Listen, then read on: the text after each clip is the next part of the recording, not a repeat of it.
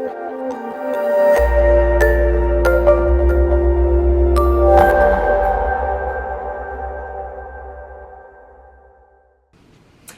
morning, my lovelies, my beauties, my friends. My name is Christina and welcome to my channel. If you are new here, thank you so much for clicking on this video. I really hope that you will subscribe, stick around, take a chance on hearing some things that I have to say. And if you are a returning subscriber,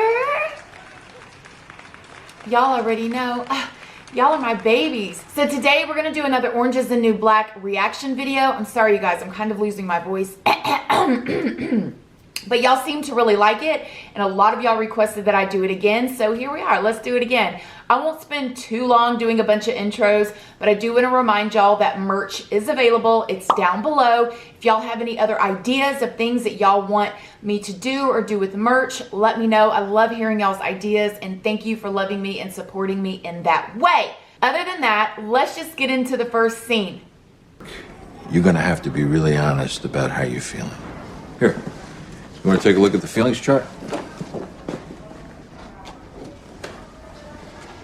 I like this scene here because they're kind of in a class, and prison does actually have that. That is one of the beneficial things that are inside of prison, is the classes that you can take. The problem with that is there is only a small amount of classes, and there's usually a really long waiting list. So unless you have an amount of time, a good amount of time, chances are you won't get into a class.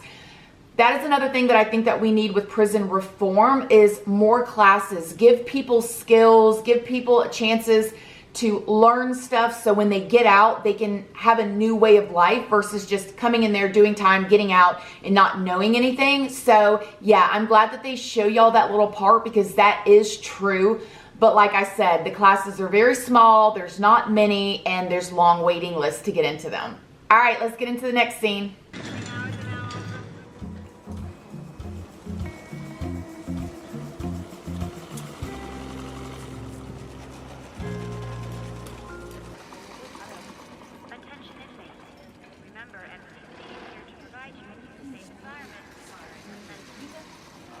Okay, here, people do steal stuff from the classes or from laundry and stuff like that so they can recreate items and make contraband. As a matter of fact, this picture of me right here was, you can't see it, but I was in a dress. Now, the way the dresses were in my prison is if you're there long enough and you can get somebody in laundry, which I had a friend that worked in laundry, get you a dress. The dresses are basically like long t-shirt dresses. They go down, you know, about to your knees. They're not super flattering or sexy, but I did have my girl Donna that y'all hear me talk about, who will be in a video very soon. I'm kidnapping her this weekend and taking her to LA with me. So I'm going to have her hemmed up in a hotel room, and I'm going to put a camera in her face and make her tell us all the juicy details that we want to know. Anyways, so she was an expert at this, and she took my dress that I have on and she took it in on the sides, so it wasn't like this big long frumpy dress. It actually had a little bit of shape to it and made me feel like a woman.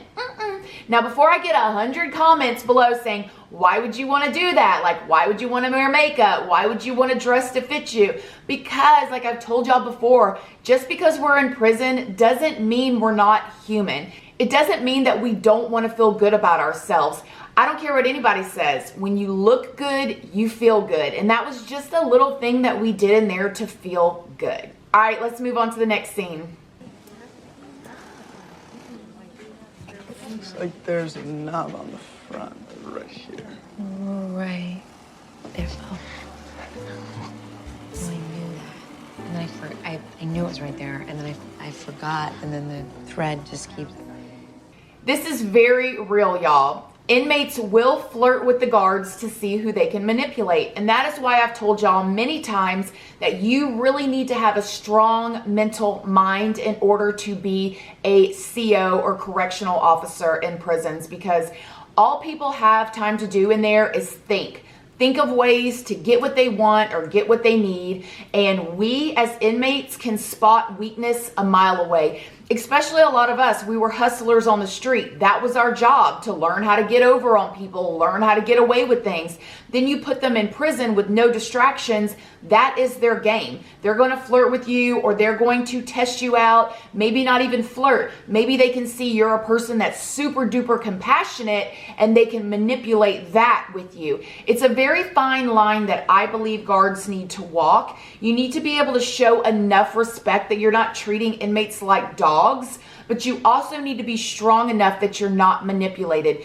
Guards absolutely need to show an authority figure. I never, in my videos, when I talk about the mistreatment between the guards and the inmates, I never for a second think that we need to be treated like princesses. No, I believe prison should sting. I believe it should be prison. I believe it should be a place that we never want to go back to. But at the same time, we know that sometimes people go above and beyond with that. Also, I know I have a lot of my wives of COs that watch this. I love y'all very much, and husbands of COs if y'all watch this. I've just never talked to y'all, mostly the wives. And I do want to reiterate that not all guards can be manipulated. Not all guards are bad guards. There are good guards that have good hearts and are in it for the right reason. And there are strong guards that can't be manipulated. So it's not all of them, okay? Let's just go on to the next scene. Hey, ladies, so get on the floor with your hands behind your head right now before I shoot your little friend here in the eyeball. Okay, this is a bit extreme. I've definitely never seen anything like this happen, but I chose to put this in here because I want to tell you that this kind of thing can happen.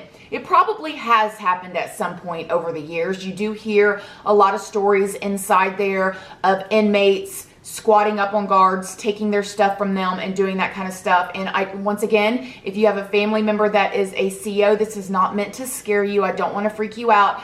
But when you think about it, the COs, the guards, the correctional officers are outnumbered in there, okay? You have hundreds and sometimes thousands of inmates to a small group of guards. If at any time the inmates wanted to squat up, take over, get out, they could, okay? Just like a shepherd who herds its sheep, the only reason why that shepherd is able to herd the sheep is because the sheep listen to the shepherd. If at any time those sheep wanted to trample the shepherd and kill him, it could, okay? So I just wanted to say that although I've never seen this happen, it is possible and it very well could happen and it wouldn't take much. All right, let's get into the next scene. Come on, baby. Let's celebrate how totally fine you are with everything. You're freaking me out. You ain't seen nothing yet. I said stop it. What? Can a girl be totally overcome with desire for someone who's being so cool and so forgiving? We're not okay. So I've added this scene because this is so very realistic. It's almost uncomfortable to watch. Now, we know these two very well in Orange is the New Black, so, you know, we just kind of got a vibe for them or whatever. But if a woman wants to push up on you, man, I cannot tell you how many times I've had a woman come up and try to grab my butt or try to grab my boob or whatever. That's almost fighting actions for me. I don't like that. You know, don't come up and touch me when I don't want to be touched. But once again, as an inmate, it's a very fine line that you have to walk in there because some of those people are ready to really, really hurt you if you don't give them what you want. I have heard stories, and I know that some of y'all have had family members that have experienced this because you've either commented it or you have messaged me and told me that you've had it happen to people or have heard about it happening to people, and I have as well, that there have actually been the 4-letter R word in there in the women's prison as well, like people taking actual items like maybe a shampoo bottle or a broomstick and doing that to another woman against her will and hurting her. So those things do happen in the women's prison as well as in the male's prison. It's sad. And I'm going to tell you, knowing that that can happen and that do happen, okay, because as a woman, we expect a man would be the only person that could possibly do that to us. So when you're around a woman and you know that they can do that to you too, or you hear about it, or you've met somebody that that's happened to, it really even messes your head up on a whole different level, you know, because then you can't even trust being around women. And the type of women that do that to other women are really, man, I don't even know. I can't even really go into that because it just gets me feeling really upset. But yes, those things do happen too. let's move on to the next scene. Look at you, Blondie. What'd you do? Aren't you not supposed to ask that question? I read that you're not supposed to ask that. You read that? Well, you studied for prison? I added this scene because this is so accurate, like the accuracy. The very first thing we ask you when you get into jail or prison is, what are you in here for? 9 times out of 10, it's not what's your name, it's not where are you from, it's not why are you crying, because most of the time, especially first timers in jail and prison, you can tell who they are because they're the ones who are not eating and they're the ones that are sitting around crying the whole time. The first thing we ask is, what'd you do to get here? What you in for? What'd you do? Oh, I didn't do anything, I'm innocent. Oh, right, me and you both. You know what I'm saying? That's just how the vibe is. Like, what'd you do? What you in here for, girl? Why you crying? What'd you do? That's real, y'all. All right, let's get into the next scene. You got a strainer?